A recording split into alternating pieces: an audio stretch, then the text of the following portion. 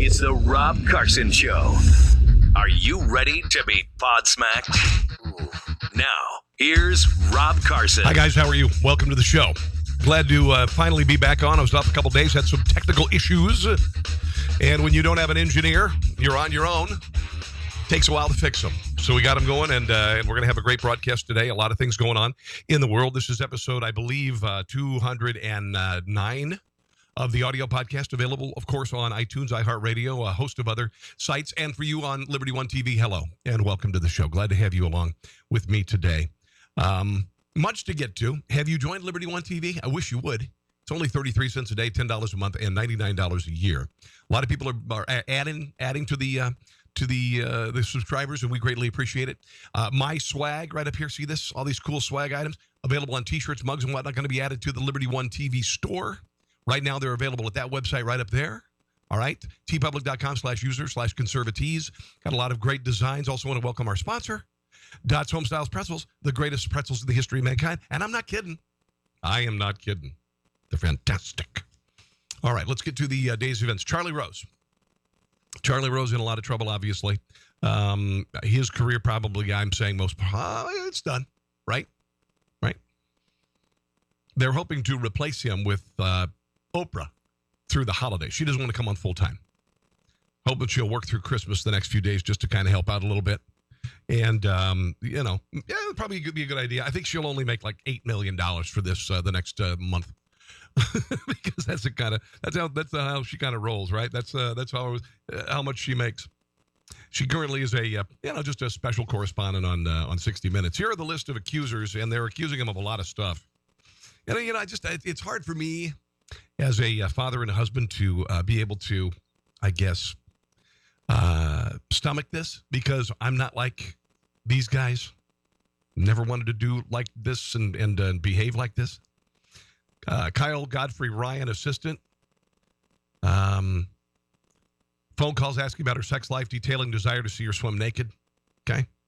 Over a dozen incidents where he was naked. Megan Crit, coordinator, grabbed her thigh while driving. Rhea Bravo, it's a great name.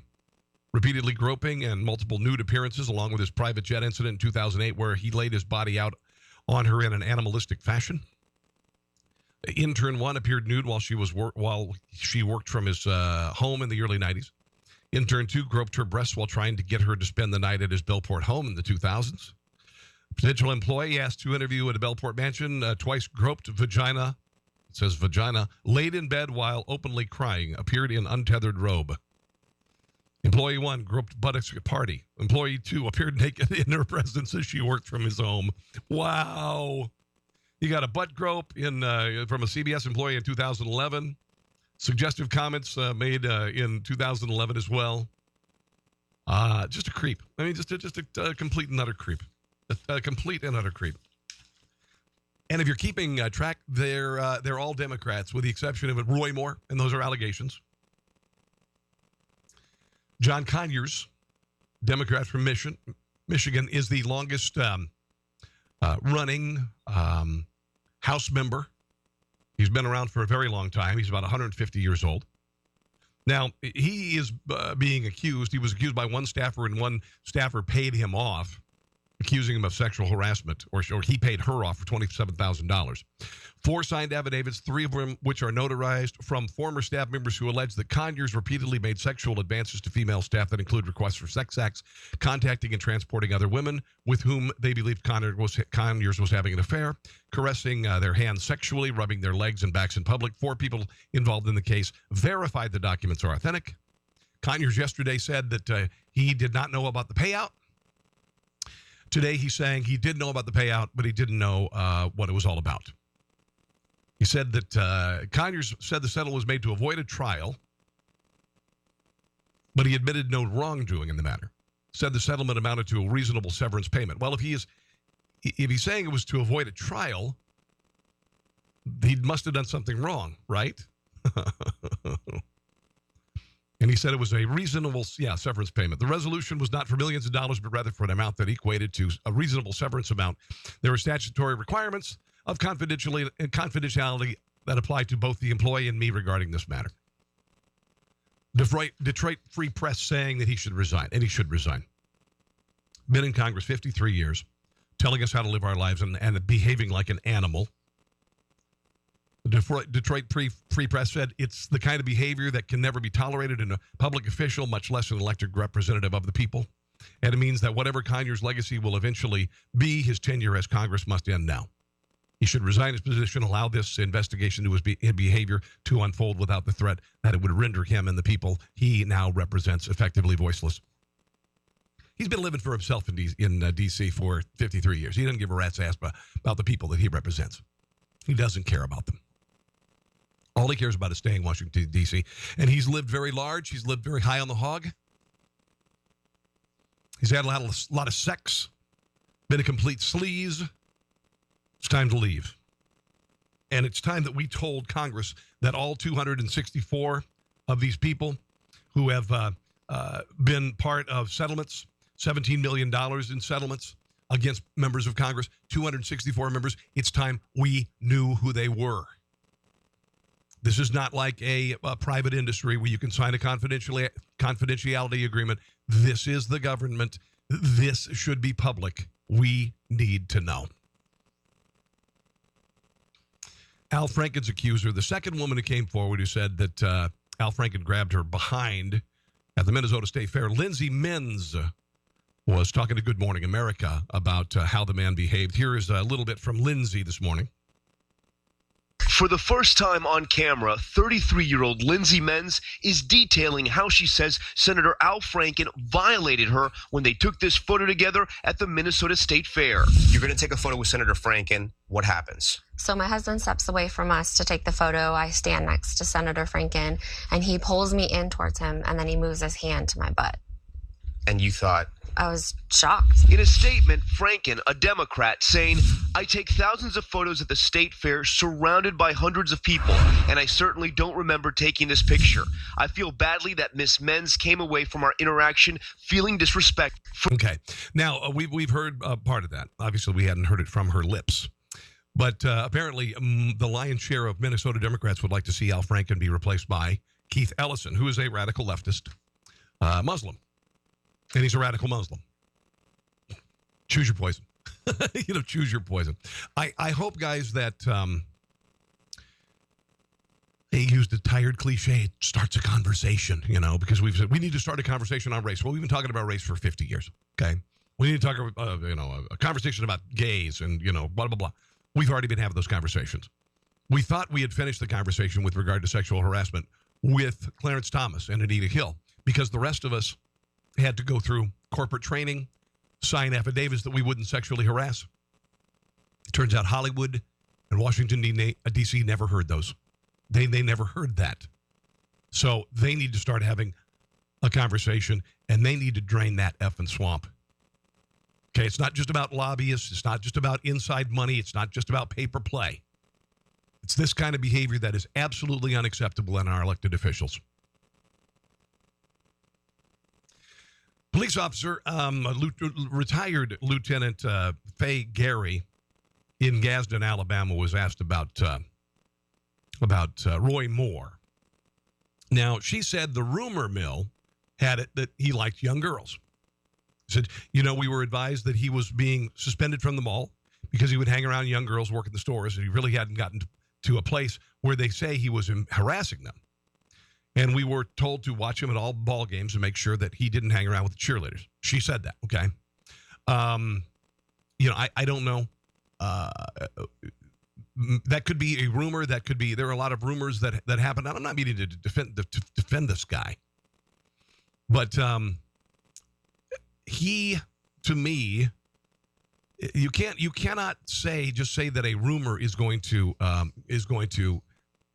be good enough to be provable, okay?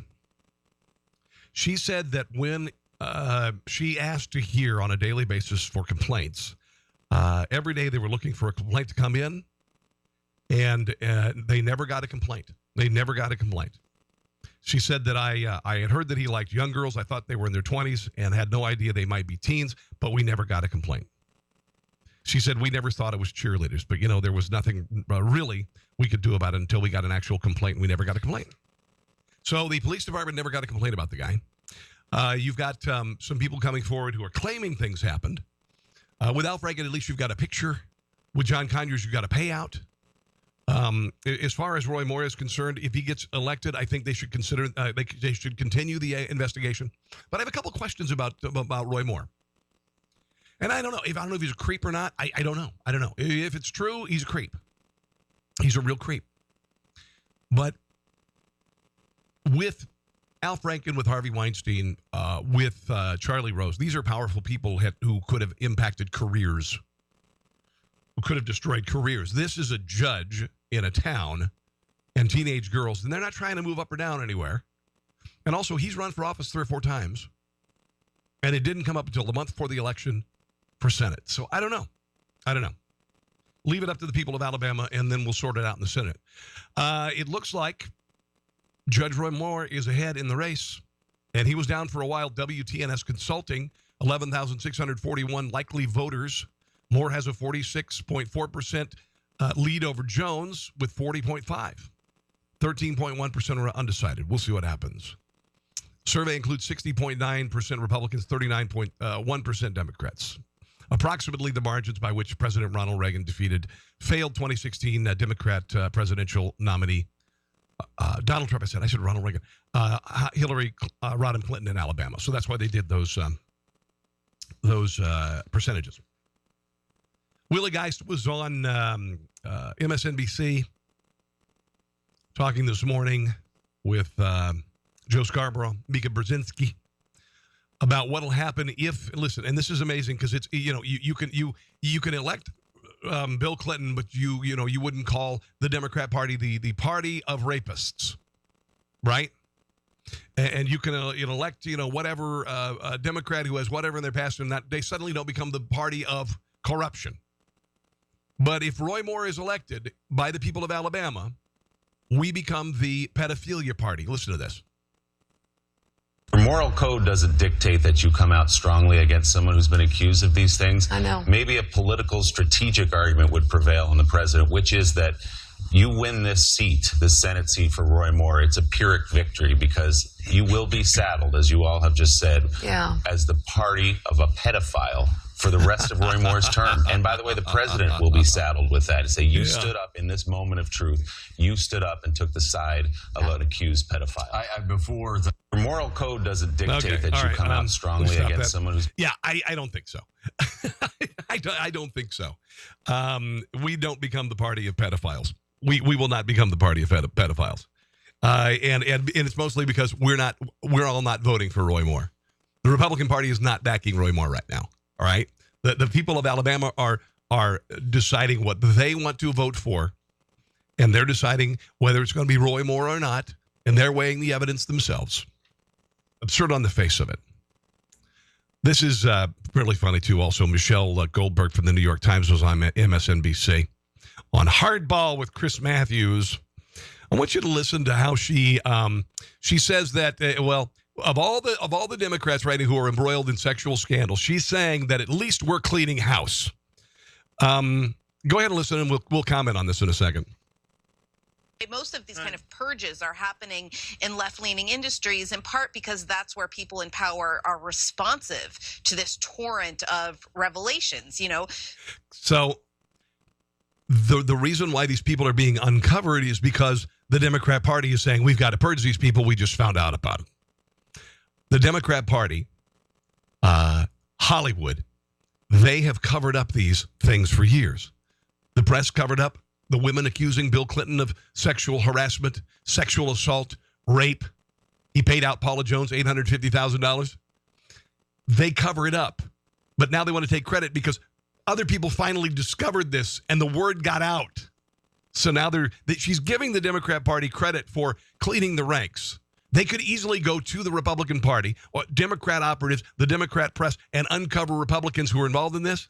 But it doesn't look like there are a whole lot of Republicans involved in this. Republicans just hear about it and shrug their shoulders and do nothing. So- like the women the press with regard to the women in Bill Clinton's life. So you don't have the same sort of energy of people being exposed and held to account. One result of that. Democrats circle the wagons around these creeps. They're doing that right now with Al Franken. Democrats circle the wagons. Democrat is the party. Democrats are the party of. If you have something like this happen, they circle the wagons. The Republican Party has always been the party that says, no, the rats are out. Get them out of here. Is that you have this hugely disproportionate standard where Democrats and democratic institutions are sort of turning themselves inside out while Republicans are skating blithely forward. It's very complicated. It's complicated because on the one hand, we also don't want to all lower our standards and say that the standard is as long as you're not a child molester, then we're okay. Unbelievable that she would take the party of abortion, the party of the Kennedys, the party of Bill Clinton, and act like, well, when we find out, we clean house. They don't. They cover things up for years, for decades. Unbelievable. Growing list of liberal men now accused of sexually abusing women. We got Roy Moore, who apparently liked teenage girls. Could be true. Could be not. Here's the list. We've got Harvey Weinstein, Democrat mega donor, activist. Louis C.K., Democrat activist, comedian, sexual misconduct. Brett Ratner, Hollywood director, Democrat donor. You've got Andy Dick. Oh, geez. What a creep. It's a total creep. Comedian, of course, I guess, a Democrat donor. Al Franken, sexual misconduct, groping, Democrat senator. Kevin Spacey, Democrat mega donor, activist, sexual assault. You've got Leon Wieselter, editor of New Republic, progressive writer. Anthony Weiner, we know about him. Bill Clinton, of course. Elliot Spitzer, former governor. Prostitution on that. John Edwards, vice presidential candidate, you know that. Let's see, Mel Reynolds, former congressman, raped a 16-year-old. Robert Menendez, sex with underage prostitutes. Al Gore, sexual assault of a masseuse.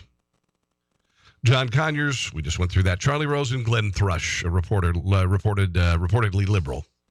So right now, if this were a basketball game and it were the first quarter of the game, it'd be over. This is kind of troubling with regard to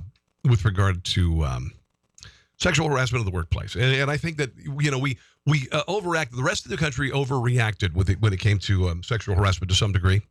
The rest of the country, there were a lot of men who were accused of sexual harassment unjustly because it was a witch hunt. And we may have that happening to some degree right now. So do I think that 60% of women in the country have been sexually harassed? I would say the number's pretty high.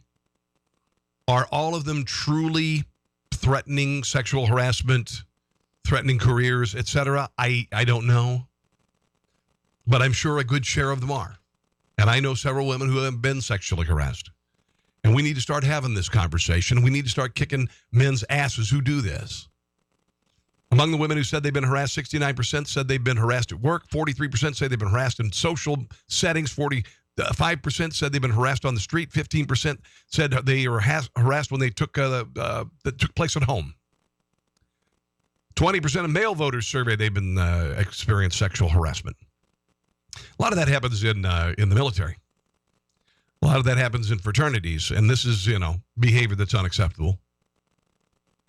Vast majority of respondents of both genders, 88% of men, 89% of women, said sexual harassment of women is a serious problem, and it is. Majority of voters, 59%, also said sexual harassment of men is a serious problem. 60% of voters said that if Roy Moore is elected to the Senate, the body should vote to expel him. So we'll see what happens. If there are, how do I say this? We've always, to some degree, objectified women. Men are horn dogs. We're animals. We're animals. We always like to look at nude pictures. We've always liked to be, see suggestive photographs. I get that. And it's true. I mean, come on, man. But if there is a pervasive mindset in the workplace,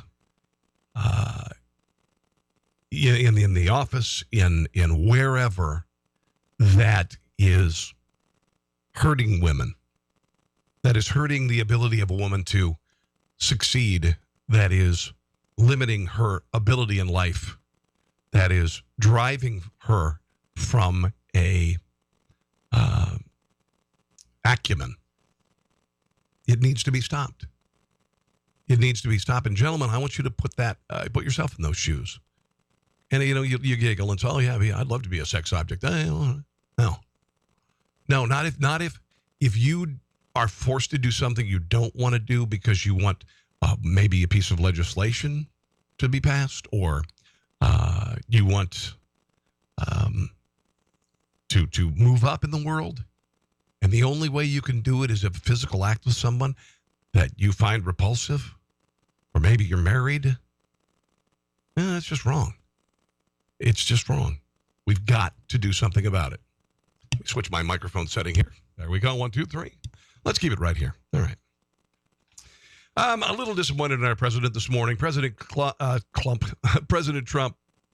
escalated his Twitter war with LeVar Ball. LeVar Ball is the father of one of the three, I think it's LaDavia Ball or whatever, one of the three UCLA players that was arrested in China.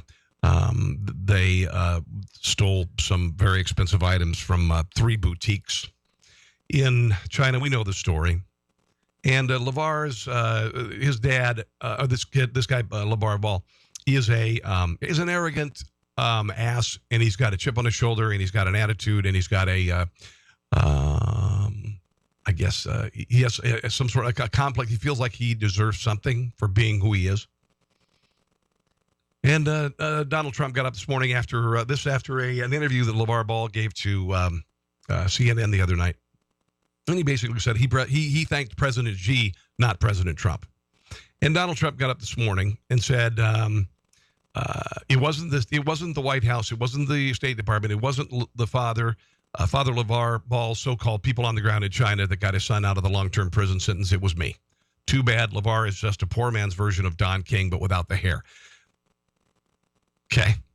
It wasn't the White House, it wasn't the State Department, it wasn't Father LeVar's so-called people on the ground. I got it. LeAngelo Ball, that's his name. LeAngelo Ball, Cody Riley, and Jalen Hill. Those are the 3. He also tweeted, LeVar, you could have spent the next 5 to 10 years during Thanksgiving with your son in China, but no NBA contract to support you. But remember, LeVar, shoplifting is not a little thing. It's a really big deal, especially in China. Ungrateful fool, he tweeted. I think Donald needs to back off on this. I get it. The father is a jerk. The father is a jerk. But what are you trying to accomplish? What sort of rage do you have inside of you that you have to? You're so petty that you have to take this stuff so personally. This bothers me about this president. This should not be a big deal. This is a very small man who is an ass. He's a political partisan. He is not thankful for getting his son back from China. You got it. You should just be satisfied, I think, with the fact that you got him out. You got him out. You did it, and everybody knows it, and just because LeVar Ball does not know it or does not want to admit it, I just don't think that it's that big a deal. And I think that, for lack of a better expression, I don't think it's very presidential. Just don't think it's very presidential. Not cool at all. Not cool at all. Oh, and another thing. Donald Trump wrapped up his battle with the National Football League on Wednesday, tweeting his frustrations about the national anthem protests before 6 in the morning from Mar-a-Lago. He said the NFL is now thinking about taking a knee. That's almost as bad as kneeling. What they're going to do is they're going to keep, instead of taking a knee, they're going to keep the teams in the locker room during the national anthem next season. And he says that's almost as bad as kneeling. Says, when will the highly paid commissioner finally get tough and smart? And that's, he's not going to. He's not going to. And I've said this before on my podcast. Roger Goodell has allowed them to do this. They don't have the right to do it. They have the ability to do it because of Roger Goodell, and it's out of control. And there's no finish line to this. The athletes who are doing this have no idea why they're doing it. They have a vague social justice platform, I guess, but there's no finish line. There's no when this happens, I will be satisfied. There is no end to this. There is no end to this. There will never be a certain amount of police shootings that are okay and not okay. There will never be a certain amount of whatever. The inner cities will continue to crumble. Baltimore is going to hell in a handbasket. People are afraid to go outside. Another police officer was assassinated last week in Baltimore.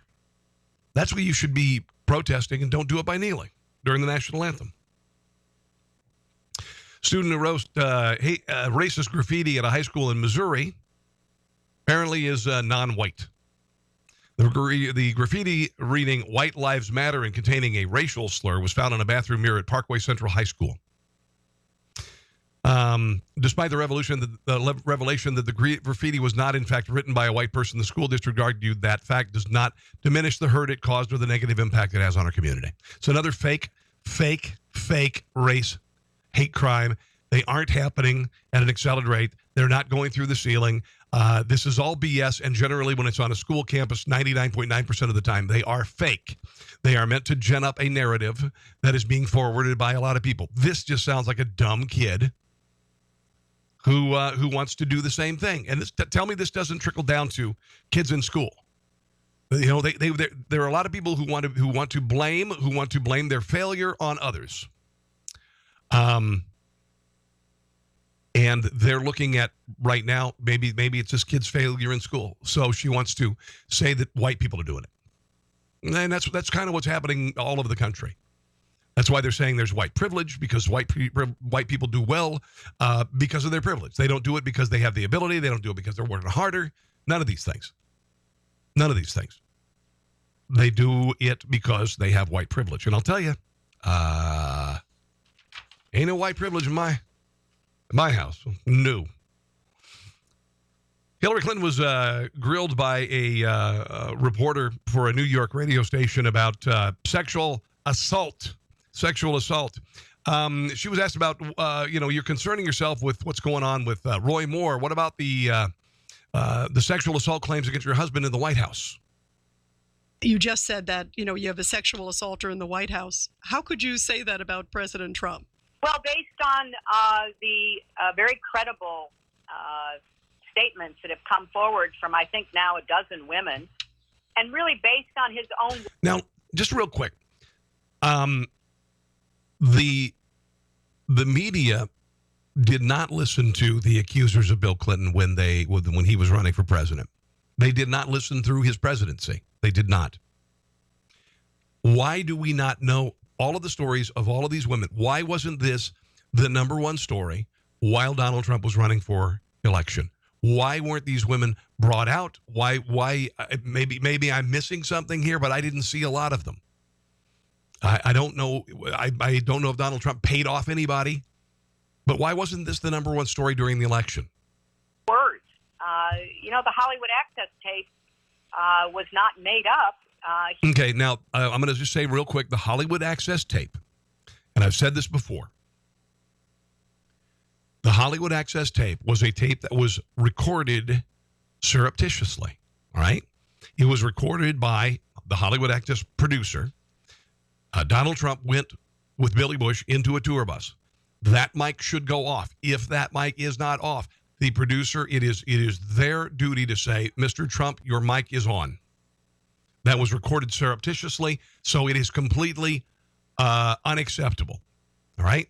Second of all, when guys brag about things, when they brag about things like this, and I haven't heard anything from the party who he said grabbed her P word, or if he was just bragging, an older man bragging to a younger man, that, showing that he's still as virile as possibly Billy Bush was at the time. Was it gaudy? Yeah. Was it caddish? Yeah. But it was two guys just talking. There wasn't an assault. A little bit more. This is about Hillary and the 90s versus today. The Republicans are led by a man who admitted to sexually assaulting women. He bragged about it, and if we're going to encourage women to have the courage to be heard, we can't excuse the president from this debate.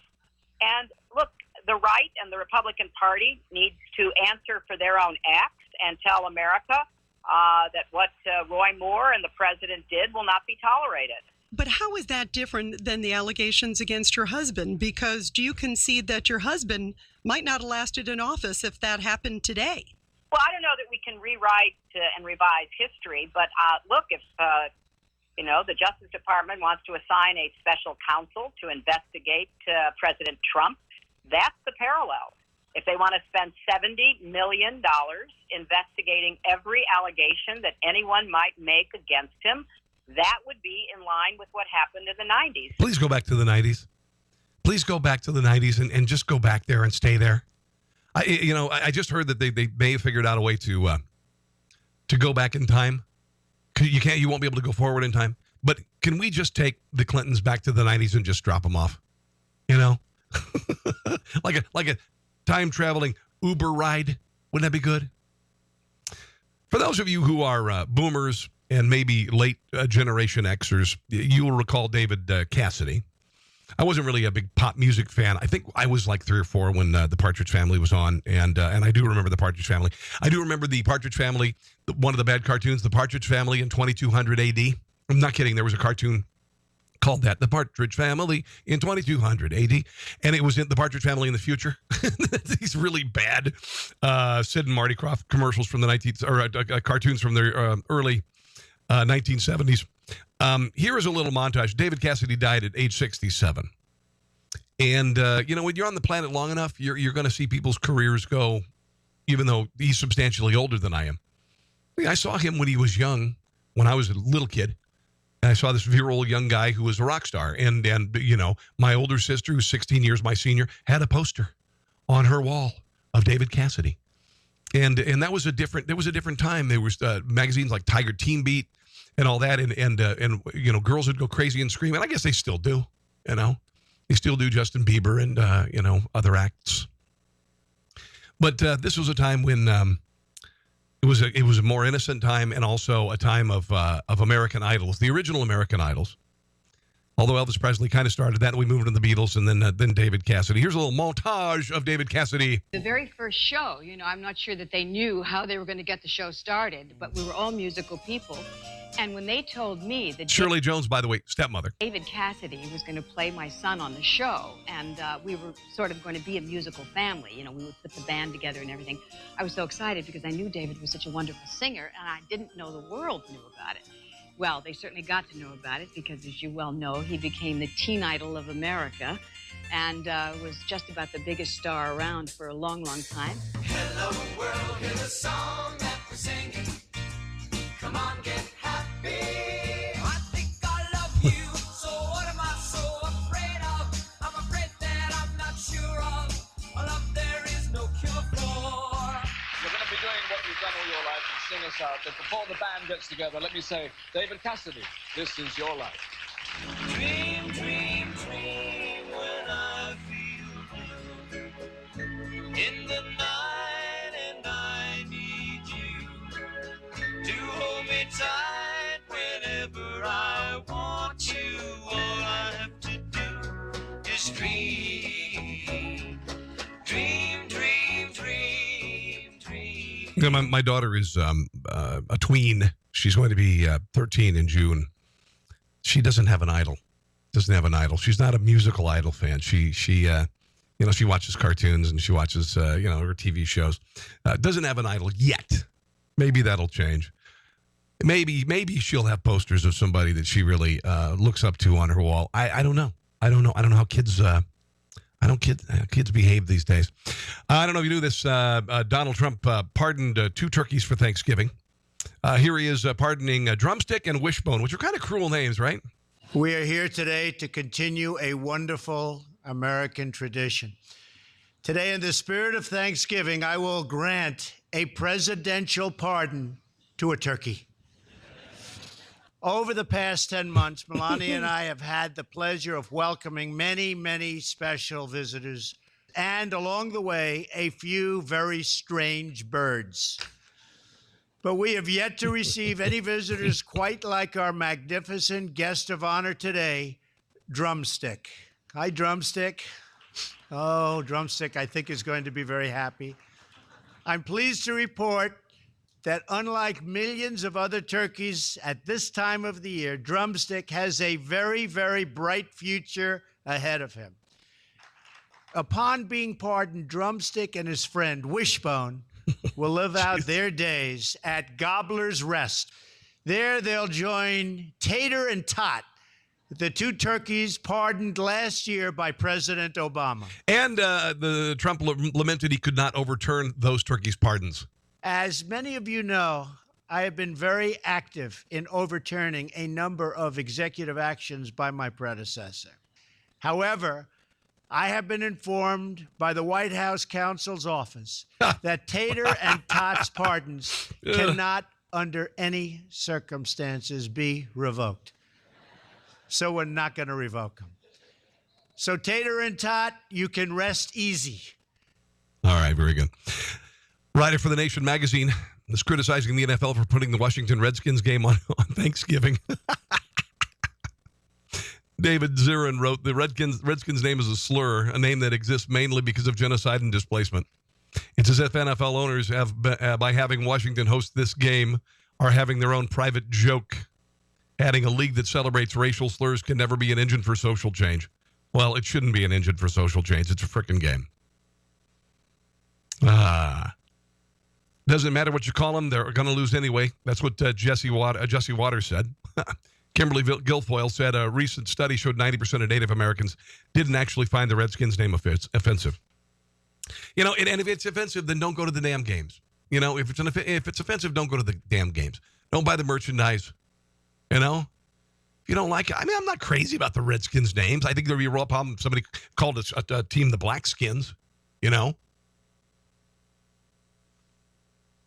Let's talk about some Thanksgiving stuff real quick here. Most people start their Black Friday shopping 3:29 p.m. on Thanksgiving. I know. I'm not going out. 74% of people are planning to do some shopping on Friday. I am right here in front of this monitor. 40% will buy something for themselves. No, I don't.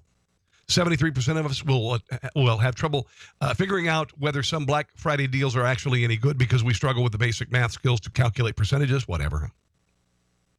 Finally, most people will go into a store at some time during the next month. 9% of people say they're going to be doing all their shopping online. I'm doing online. This is kind of funny. The 7 holidays where you're most likely to conceive a baby. You will not believe what's number 1. New Year's Eve is number 7. You're not going to conceive on New Year's because you're too drunk and your swimmers are not going to be moving. Memorial Day. What? Number 6. Halloween, number 5.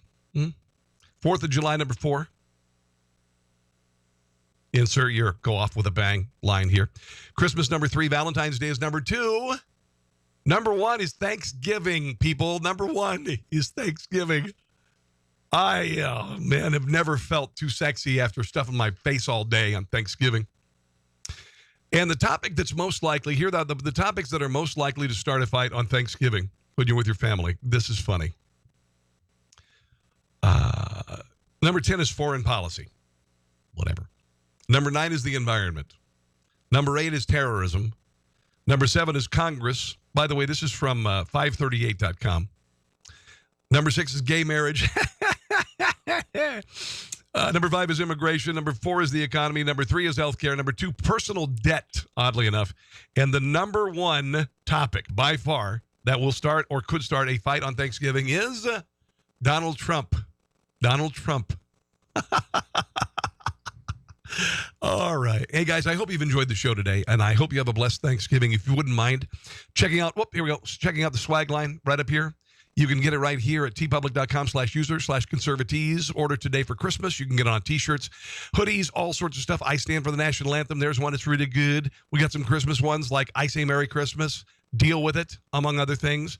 This is my Che Guevara, murderous commie douchebag shirt. He's not a hero. I'm getting that for my son when he goes to college next year. And then, of course, Dot's Homestyles Pretzels. If you don't have them in a store near you, find them because they are absolutely incredible. Absolutely incredible.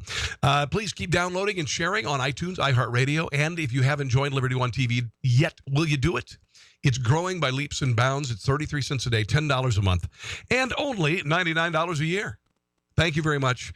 And I mean this from the bottom of my heart, have a blessed Thanksgiving. God bless you. And we'll see you again Friday morning. Thanks for listening to The Rob Carson Show. Friend him on Facebook at Carson Show, on Twitter at Rob Carson, and on Instagram, I think Facebook and Twitter are enough for now. We'll see you soon.